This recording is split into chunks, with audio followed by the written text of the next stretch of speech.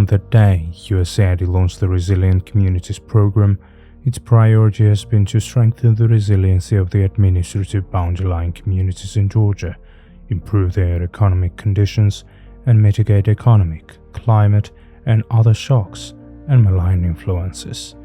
Today, we will take you to Oni municipality to show you the aftermath of the landslide in Shovi resort and tell you about how the rapid response of the USAID Resilient Communities Program helped businesses impacted by the disaster.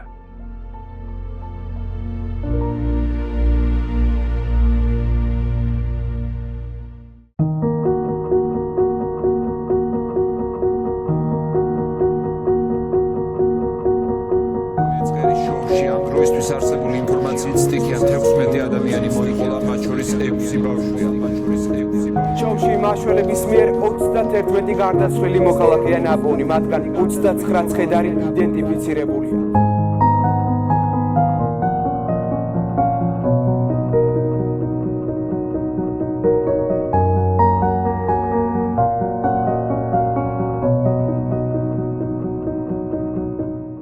For many years, Shovi was considered one of the most beautiful tourist destinations, but a landslide in August 2023 devastated the once popular resort.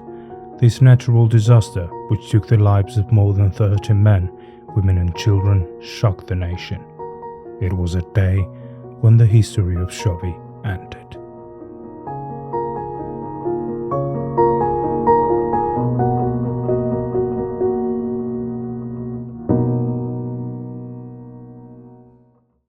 When the disaster happened, all of the bookings, it was the middle of August and everyone's bookings were cancelled. People immediately lost money. They lost a large proportion of their income at that stage. And it was heartbreaking. I've worked in other countries where I've seen similar things come in, climate disaster, natural disaster. And I've learned from there that what people need in order to be encouraged to keep going in that sort of despairing situation is you need help, right? We're here to help one another.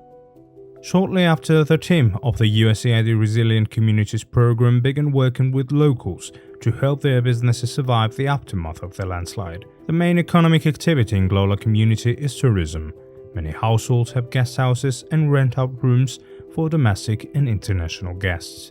Following the Shovi disaster, USAID launched a recovery program aimed at helping local businesses to bounce back quickly. To help the community recover, the USAID Resilient Communities Program, in partnership with TBC Bank, supported 16 local tourism businesses, including guest houses and restaurants, with the primary goal of aiding their economic recovery and ensuring continued income for their households.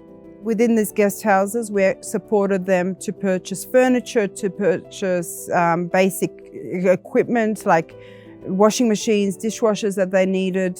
With the restaurants, for them to be refurbished so that they can open up a restaurant. So we're very proud, we've did 16 businesses. It's not all of the businesses there, but we tried to focus on those that were contributing to the tourism sector that has somehow been impacted by the Shovi disaster. The program team met several times with local community members and municipal representatives to assess the damage to infrastructure in Glola. Community members requested urgent assistance to repair the water headwork, as it was critical to ensure that they had water during the winter.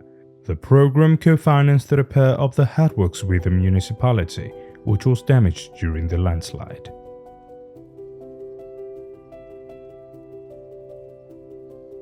We're also working on building community business organizations and strengthening them, like Cadena, a place where people can learn new skills and crafts and earn an income from that.